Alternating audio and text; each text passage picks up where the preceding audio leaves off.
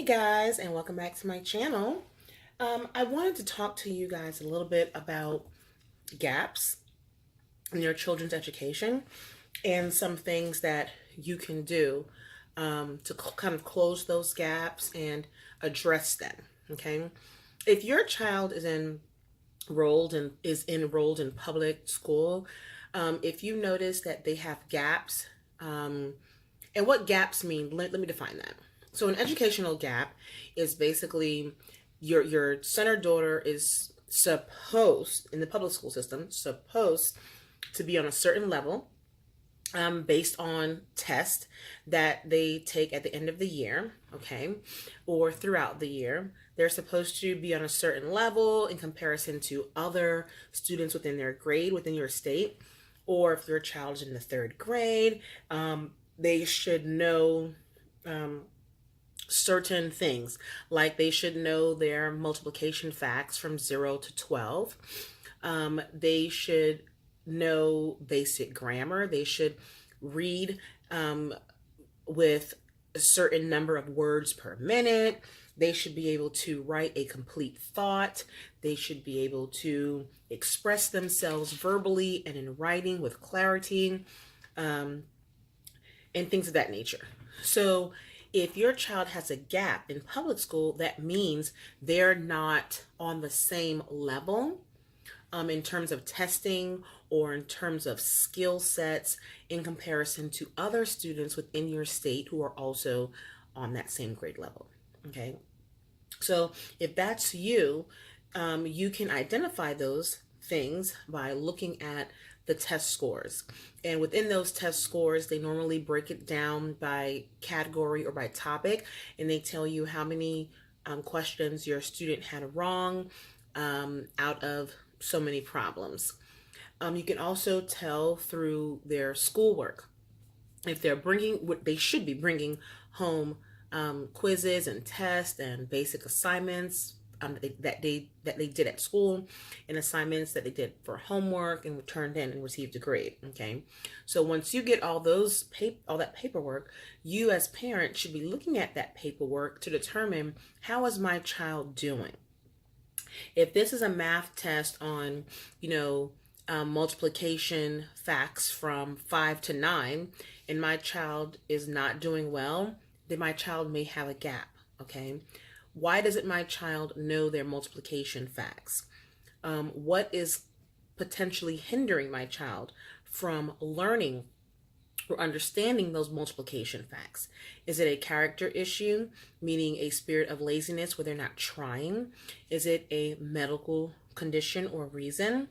Is it the teaching style of their teacher? They're not being given enough time. Are you, parent, not putting in enough time with them at home? Do you, parent, even know what they are learning at school and the pace in which they're learning those things at school? Ask yourselves those kind of questions and then decide, okay, here are the areas that I think my child is having a problem with. Talk to the teacher about it if they're in public school, right? And ask the teacher, do they notice that your child is having a particular issue with these certain topics or subject matters? And if so, why do they think that is taking place? And you can even ask them for recommendations, ideas, and tips as far as what you can do at home to kind of close those gaps. And then you can utilize after school, the weekend, or extended holidays to kind of address those situations in a fun, hands-on manner. You don't have to be strict with it. You don't have to, be so detailed or so monotonous, if that's the word. I think I pronounced it incorrectly.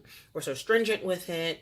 You can incorporate games. You can do some hands-on activities. You can do things verbally to kind of ascertain what's taking place with your son or daughter. Have a conversation with them and see how they learn best, and then incorporate some of those things within some free time that you guys have in order to address those issues. In our household, when my son was in public school, we take school very seriously in our household. that is your job.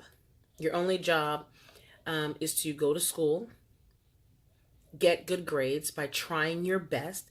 And good grades does not necessarily mean straight A's. Good grades mean you put your best foot forward, you tried your best, you represented yourself the best way you could, you double checked your work, you studied, and after doing all those things, this was the outcome. This was the grade or the score that I received. I am satisfied with that as a parent. However, at the same time, if they're doing all that and they're not making A's or high B's, then I have to ask myself why. If my child is doing all those things, why are they not getting grades that reflect what they're doing? And then I would have a conversation with my son and I would ask, well, why aren't you able to get an A or a high B on this document here? And then we figured out whatever the problem was. Maybe it was a retention thing. Made sure it wasn't a medical reason. And if it's not a medical reason, then we worked on our memory skill. We worked on better study skills.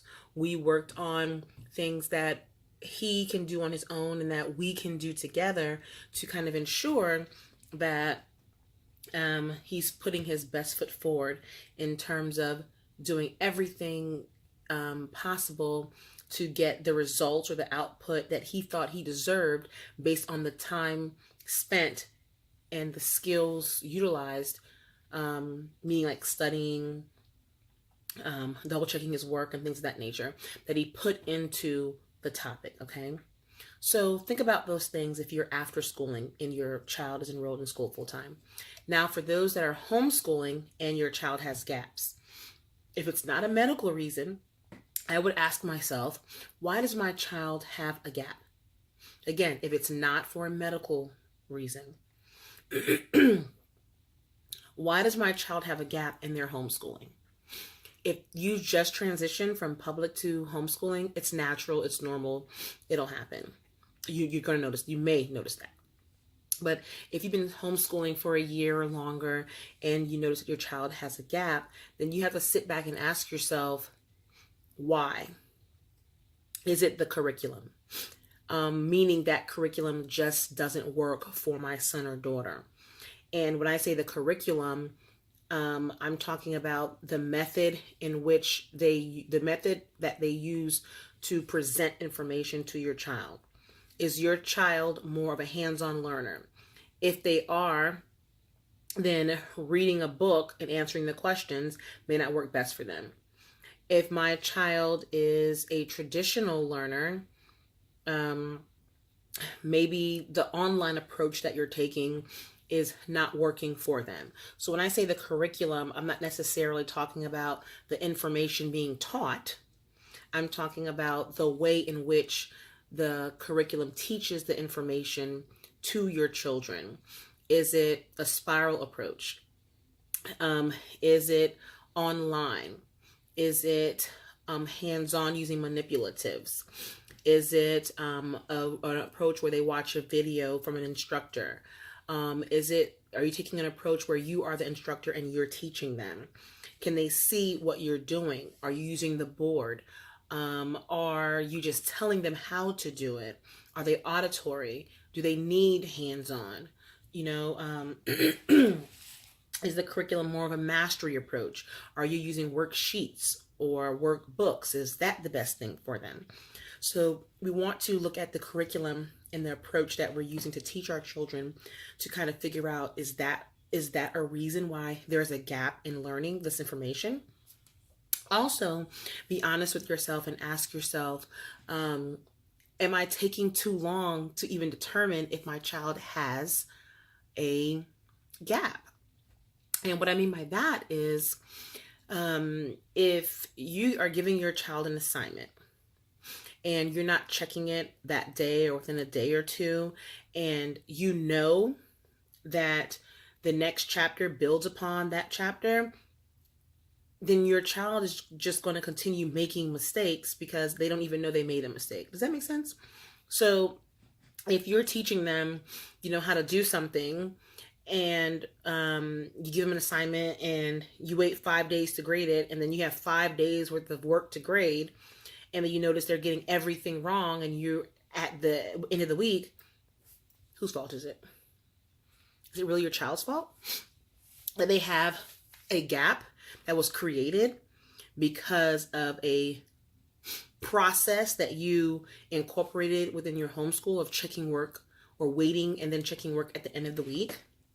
So that may have been a self-imposed, unintentional thing that created the gap in the first place.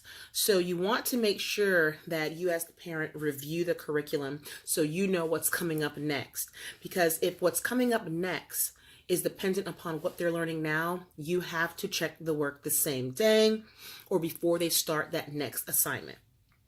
Or you may have to space out the assignments a little further apart. Rather than giving them an assignment every day, you might have to give them an assignment in that book, for example, or in that curriculum every other day, to give yourself a day to check the work, review it with them, go over it with them, make sure they understand it before you give them another chapter or lesson to do.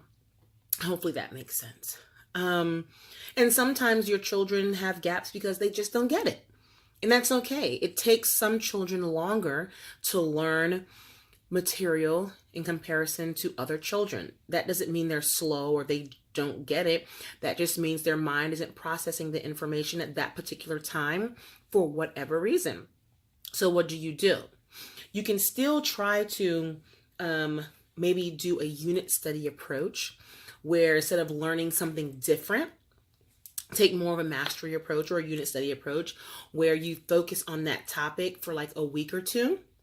And then after that week or two of focusing on that topic, if it's just not clicking, take a break and do a different topic, something that's a little bit easier or something that they have already done before. Or you may want to skip a week in that subject and come back to it. Okay. But you may want to consider taking a mastery or unit study approach and focusing on one thing, making sure they master it, giving the appropriate breaks between that. Because if you teach a child the same thing over and over and over and over again for a month or for more than 2 weeks, and in some cases even more than a week, both you and child will get frustrated and annoyed. So you want to give them the appropriate break to kind of break from whatever you're teaching them, do something different that they already know, or move on to another topic that may be a little easier for them, and then just come back to it. Okay, so think about that. Also, if you notice your child has a gap, you may want to incorporate games. Sometimes children can get information a little better if they are learning it in a way that is fun to them. So instead of doing a worksheet of some sort, maybe you can play Jeopardy or you can play Scrabble, depending on what the topic is. Maybe you can do flashcards. Maybe you can do card games. Maybe you can do hangman if it's, grammar or vocabulary or spelling or something. You can buy board games. You can create your own board games. You can create your own file folder games. You can go to Pinterest and Teacher Pay Teacher and look for file folder games. You can do things that are interactive using manipulatives to kind of teach the concept as well. That way it makes it a little bit more fun. So it takes away the stress of trying to learn that information, because you as parent, the child needs to learn it in order to move on. And the child is getting frustrated because they're not meeting your expectation, and they can tell that they're not meeting your expectation, okay, by the frustrated look on your face, by the tone in your voice, by the inhaling and exhaling that you're doing, like, or the rolling of the eyes. They can tell. So you may need to take a break as well, okay? But don't take a break too long, okay? And in some cases, if it is just that difficult, you may need to skip it for a month or two. Me personally, I'm not going to skip it for a year. I'm going to find a way. We're going to learn it. As long as it's not a medical reason, we're going to find a way. We're going to learn it. But I'm not going to skip a year or 6 months or even 3 months. I might skip a week or two. at the most, to give the child a break, and then we're going to bring it back in a different way. Okay. Another way you can kind of close gaps is by having the child teach the topic. You know, even if the child doesn't understand the topic perfectly, but they have a little bit of understanding, you may want to go ahead and have them teach it back to you as if they're the teacher and you're the student, and you're asking questions to them about, how do you do this? Well, how did I know to do this? Or what about this? Or whatever. You can have them teach it back to you. That's not only going to help with understanding the topic, but it's also going to help with presentation skills and public speaking skills and confidence building and things of that nature. Yes, it'll be frustrating for them because if they don't understand it perfectly, they may not understand how to articulate their thought process into words and then again write it down on the board. But you're there to help them and walk them through the process of doing just that. Okay, so you can ask them the questions and you can say, well, how about doing this? Or you can talk the problem out through them, or talk whatever the concept is out through them to them, and then have them do it on the board. You can try dictation, you can try copy work. There's so many methods that you can try to help close the gap. So those are some tips that you can use to close gaps that you've noticed, whether or not you're a homeschool parent or your child is enrolled in public school and you're doing the afterschooling thing. Okay, those are some things that you can incorporate to kind of close those gaps. But again, I do want to stress the importance that you don't want to allow those gaps to widen or not be addressed, or to just simply ignore them. I know in one of my videos I said that my son, I noticed in math, he was getting like 10, 11, and 12 and 13 problems wrong in his Saxon 7-6 book. And I realized that on the second day. I don't wait. When it comes to math, I do not wait for a week to check his work. And if I have to wait more than a day or two for whatever reason to check his work because life is just that busy, I am a full-time working parent as well, then he's not going to have any other assignments in that subject until I can get to it. Because in my opinion, math does build upon each other. Okay. And in our book that we're using, the Saxon is a spiral approach. So it absolutely builds on each other. So I'm not going to give him any assignments. So in that case, when I realized that the second day, I was like, hey, what's taking place here? What's going on? And then I had him redo the problems, and then he got them all right. And I was like, okay, well, something's not right. What's going on? Why are you even getting these many problems wrong in the first place? It happened again. I checked it and I'm like, dude, why are you getting all these problems wrong? It doesn't make any sense. Do them again. He did them in front of me and he got them all right.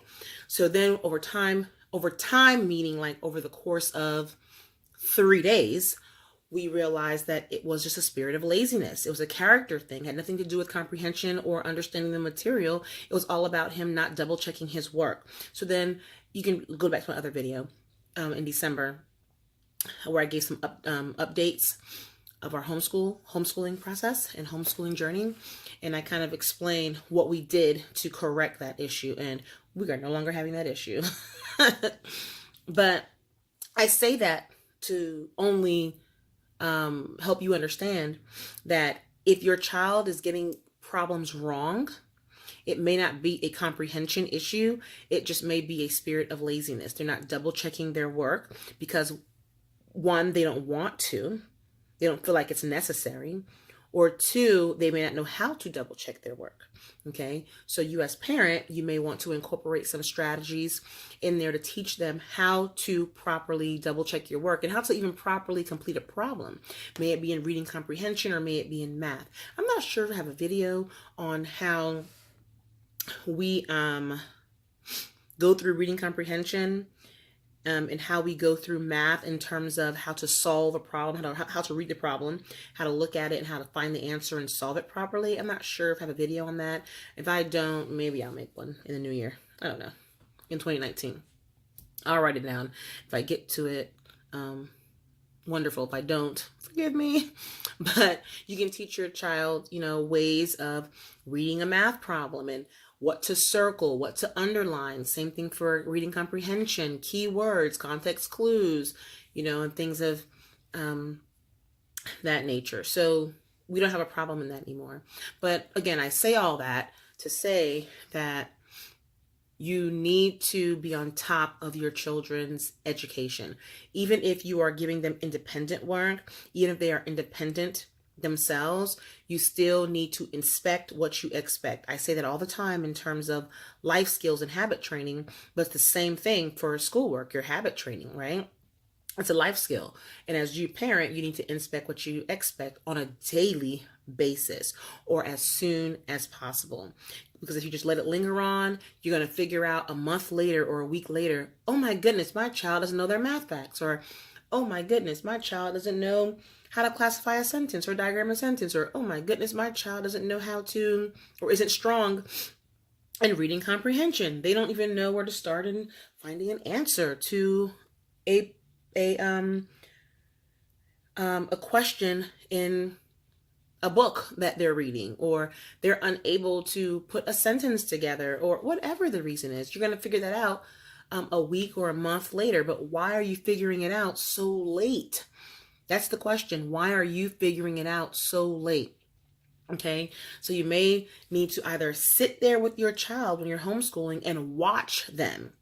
Okay, if they're forming letters for the first time, or if they're practicing cursive or manuscript or whatever it is, you may need to literally sit there next to them and watch them to immediately stop whatever error or issues they're having when it's happening. Okay, you may have to sit with your child while they're working out a math problem in order to stop them where they're having the issue, and not just wait until it's completed and then you check it a week later or a few days later and you realize, crap, my child's been forming these cursive letters incorrectly, or man, my child is practicing typing, but they have been, doing it all wrong. They're like typing like this rather than using the home keys and the proper fingers to type. They're sitting incorrectly, or they're holding the pencil incorrectly, or they are not being logical about their thought process and answering this reading comprehension question. You want to stop the issue in its track rather than letting it linger on to then realize a month or a week or a year later that my child has a gap. Don't do that to your child, and don't do that to yourself, because it just creates unnecessary stress and frustration for yourself, for your child, the relationship between the two, and just this whole homeschooling process as well. However, when you get into a smooth method of doing these things and you notice that your child isn't having any issues, then you can go ahead and give them the independence that they need to do the work. But you have to grade the work as soon as possible in order to ensure that there are no issues or learning gaps or misunderstanding of whatever is being taught, right? And you have to inspect what you expect, okay? And you may also want to teach your child how to self-grade their work depending on what the topic is. But when they're younger, sit with them, guys. Kindergarten, first, second, third, fourth grade, sit with them. If you do that, by the time they get into the fifth grade, again, if there are no medical issues or other type of issues that need other type of attention, then they should be able to be semi-independent in the fifth grade, where you may not have to sit next to them to do the work unless it's a new concept. If my child who's in the fifth grade right now is learning a new concept, I'm sitting next to him, okay? I never give him a new concept on an independent day. New concepts are always brought in and taught and modeled, and I sit and watch on our instruction day. Independent day is to maybe do some additional work for what was already taught in that new concept during an instruction day, or to just review other things, or things of that nature. But fifth grade semi-independence, where you can have them grade their work, or you don't have to be there sitting next to them. You can have a fourth grader grade their own work, or a third grader grade their own work. But I mean specifically not sitting next to them watching every single move, okay? You can give them a little bit more of independence there. And then, by the time your child is 11, 12, 13 years old, 6th, 7th, 8th grade, they should be independent, okay? They should be independent, they should be able to do the work, but that doesn't mean that you as parent, you're not supposed to inspect what you expect. You still need to grade it within a day or two. Or if you need to go longer without grading it, it's cool, but don't give them any additional work that builds upon what they're learning. Okay. They should be able to self-check their work. It should be smooth if you are doing these things that I'm talking about. And I know there are so many other tips and tricks out there that other parents use. Feel free to get in this conversation and go into the comment section below and just add some of the things that you do to ensure there are no gaps. And if there are gaps, what can you do, right? So to summarize everything we spoke about today, let me just go down my list and kind of talk to you about, oh my goodness, say hi. Hi. Excuse her hair. It doesn't matter. With this little girl, I can do her hair, wash her hair, make it look all cute, and in 3 days, it looks like that. She will not use a hair bonnet. I cannot tie her hair down at night. Even if I give her a satin or silk pillowcase, it just ends up looking a hot mess because she likes to play in her hair and unravel the braids or twist. So at this point, I'm like, whatever. So excuse the look. Okay. So I'm going to look at my notes to kind of summarize everything. Give me 1 second, okay, baby? Okay. So first of all, let's determine as parents, are we going too fast or too slow? Is the curriculum too fast or too slow? Is the content we're teaching them too fast or too slow? Okay. Is there a language barrier, specifically for those that may not have English as their first language?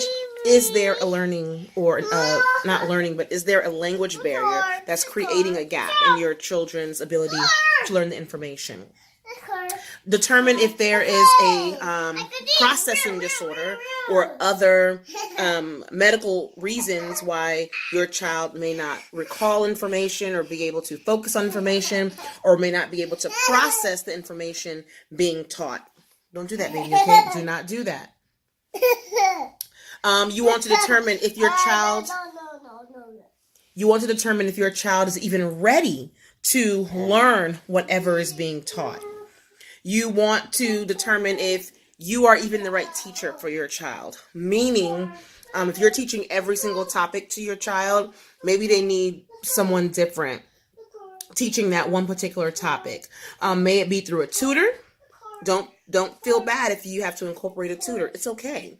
Or maybe you're just not teaching it in a way that is helping them better understand the material. And maybe you may need to outsource that particular subject. That's okay if you have to do that. And you can outsource it again through a tutor. May it be a one-on-one person that comes into your home. You bring them to the tutor, or it may be someone online, or maybe an online curriculum. It's okay if you have to do that, okay? So test that out and see if that works for you and your household. Is your child bored, okay? Is it too easy or is it too hard? And is that creating boredom within the atmosphere? And if it is, why? Okay.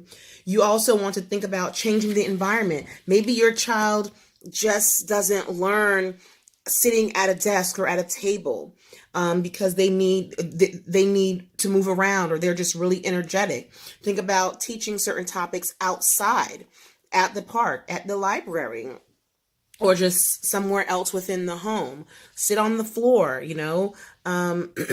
sit in another space within the home. Maybe not sit in the same area at the same desk every single day.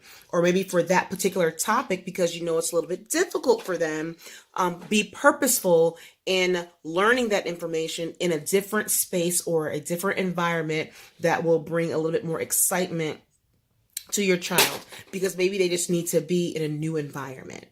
So, play around with that. Also, think about the time of day. Are they learning at their best in the morning, in the afternoon, or in the evening? And you as parent, based on your schedule, be flexible with that. You may have to teach the topic that they're struggling with, or the topic where there is a gap. You may have to teach that early in the morning or mid-afternoon, or maybe in the evening, or maybe on the weekend. So kind of play with schedule and see what works best for the parties involved. Be in consistent and constant communication with your child and your support system. So if you have a spouse or a significant other, be in communication with them, letting them know what's taking place. Be in communication with your child. Ask questions, see how it's going. Don't just assume. Make no assumptions. Okay, guys? Continue to be supportive and incorporate some daily affirmations. Maybe it's just a confidence thing and you need to work on building your child's confidence. So putting aside whatever topic or subject they're struggling with, if the gap seems to persist, putting that aside and working on some confidence building, and not allowing for negative words like, I can't, I'm stupid, I'm dumb, I just don't get it. No, we don't talk like that. And we're not going to talk like that. And I'm not going to allow you to put those words in the atmosphere and allow it to perpetuate and become a reality of yours. It's not a reality. You can learn this. You will learn this. It may take time. We may have to work and maneuver around the reason why you're having a problem or a particular struggle in this area, but together we're going to work it out. Okay. I don't, in my household, I'm not going to allow for negative words to come into our atmosphere, because I do believe in the power of the tongue. I do believe that what you say can become your reality. I do believe in positive affirmations. And I do believe that if you say you can't, then you won't. If you say you can't, that's going to stick into your mind, and that's going to become an ugly monster in your life as you matriculate through school and work and life in general.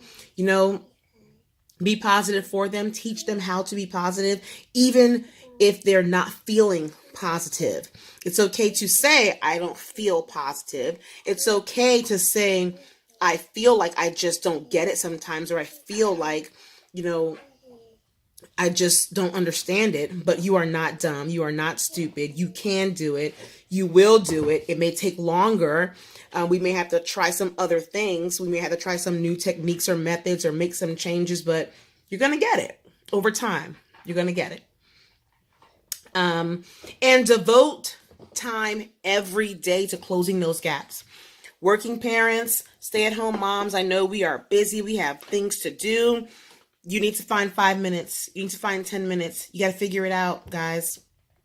You have to devote time to closing those gaps, okay? You have to find the time to devote that to your child, which may mean you have to sit there with them, okay? And struggle with them. If it is frustrating and it's emotional or annoying, try your best not to show that in your facial expressions and in your tone and in the words that you say. If you have to leave the room or, say, okay, we're done for the day, and you have to go and vent your frustration to your spouse, you have to leave the house and scream, or you have to go into the shower, take a shower and cry because you are so frustrated and your child is frustrated and it's an emotional roller coaster, do those things, but don't allow your child to see it. You can allow your child to see the fact that, they're hurting and, it bothers them, and that's why it's bothering you, but stay strong. Be supportive. Don't yell. Don't scream. Never use negative words to them. Never say you're dumb. Why can't you be like this person or that person? Or you won't ever get it. Or why? Just don't you know this? I just showed it to you. Like, oh my goodness, you're pissing me off. No, don't do it. Check your attitude. Check yourself. Okay. Teach your child. You decide to homeschool, so teach your child. Okay, guys, teach your child. Be a role model for them through that process as well. And even if you're after schooling, although we send our child to school, public school, private school, wherever, and we say it's the teacher's responsibility to teach my child. Yes, it is, but it's your responsibility too. You are as equally obligated to teach your child as that school teacher. Okay? In my humble opinion. And these are just all my thoughts, my opinions, my ideas, tips, recommendations. You don't have to agree, and it's okay if you don't agree. This is a community in which I can share what works for me. I can share what I have done, and you can do the same by leaving a comment below so that we all can share in a respectful manner.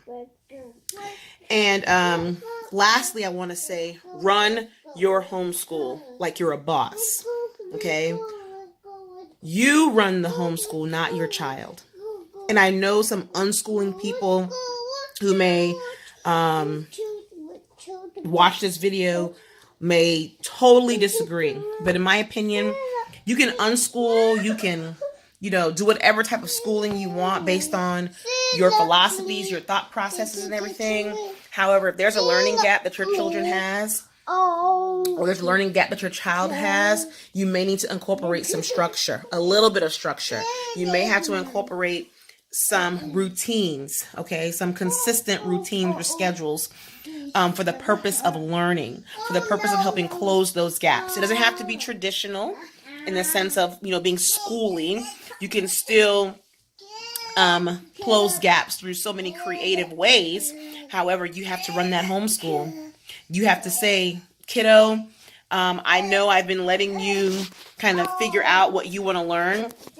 And we kind of run the homeschool based on what you want to do. But because I see that this area is not your best area, or I see that, you're not where I would expect you to be at this particular time, we're going to assess why, and then we're going to bring in some structure and some routines and some schedules within this homeschooling thing in order to address those, close those, and in the same breath, we can still do our free, homeschooling thing or our unschooling thing or whatever we were doing, but I need to run this process a little bit more structured in order to close those gaps. And also, I want to say, just because your child has a gap doesn't mean they're behind, okay? Because that's the beauty of homeschooling. You're not really behind because you're not comparing yourself to anyone else, right? So, all right, guys, feel free to get in this conversation and go into the comment section below and just add some of the things that you do to ensure there are no gaps. And if there are gaps, what can you do, right? So go ahead, let's talk, be involved in this conversation, give your tips and tricks so that if I missed anything or if I have misspoken about anything, that you can correct me. I have no problem with being correct, but just know that the things that I've talked about, I've done, and it's worked perfectly for my household. And like I always say in many of my videos, what I share with you may not work with your household, but it works wonderfully with my household. And I only can share what has worked for me. Some things I haven't tried because it hasn't been necessary for me to try. But it doesn't mean it's not necessary for you to try. So please, again, share your thoughts, share your ideas, share your tips and recommendations for those who are after schooling, which means their child is in school full time, or if they are homeschooling full time. So I hope you enjoyed the information and the content of this video. If you have any questions or concerns for me, leave them in the comment section below. And as always, guys, I want you to be blessed. Try your best to reduce that homeschool stress. And just homeschool on, guys, okay? Just homeschool on. Make it a great day.